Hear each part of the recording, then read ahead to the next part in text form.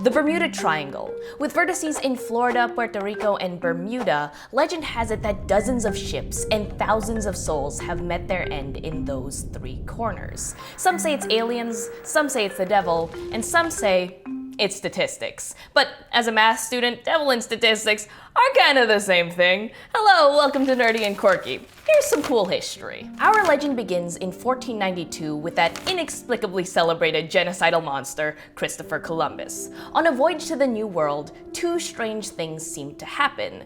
There were eerie tentacles under the water that was rumored to trap ships at sea until the crew died of starvation. And to make matters worse, his compass no longer pointed north. They seemingly traveled to a truly new world where normal rules did not apply. But really, those eerie tentacles were just seaweed, SpongeBob's drug of choice. The real reason so many ships seemed to stop moving in that area was weather, specifically a lack of wind, and that compass did point north. Magnetic north, not at the North Star, which is located above the geographic North Pole. Cause there's so many different versions of north, as it turns out. Interestingly enough, this was the first recorded instance of compass variation, or magnetic declination. The fact of the matter is, the north on your magnetic compass can deviate from true north by a few degrees to 180. It's science, not magic. Anyway, it's now common practice for navigators to account for this variation when mapping routes. But the mystery does not end there. On March 4th, 1918, the biggest non-combative loss of life in US naval history occurred right in that triangle. The USS Cyclops just straight up vanished with its 309-man crew without a trace, without even an SOS. But here's the thing. No one really looked for it. The US was caught up in World War I. They didn't have the time or the resources to host an intensive investigation. And when they did, it was too late. Although recent research shows that there was actually a storm on the Cyclops' path, one that was hardly registered on land, but would have been strong enough at sea to capsize the ship. However, the mystery of the triangle does not stop at sea. It hits the skies as well in one of the most famous disappearances in the Devil's Triangle. But before I tell you about that, it's sponsor time!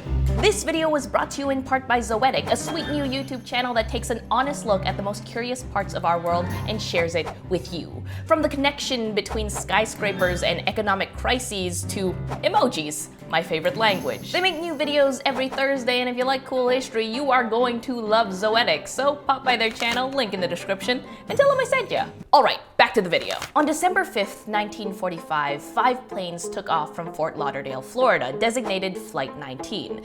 It should have been a routine patrol. Their equipment was in order, the weather at takeoff was fair, and the team of students were led by an experienced pilot, Charles C. Taylor. And yet, midway through their flight, Taylor radioed in to say they were lost. The sun was difficult to place, there was no land in sight, their compasses and clocks weren't working, the radio cut in and out until it just didn't cut back in.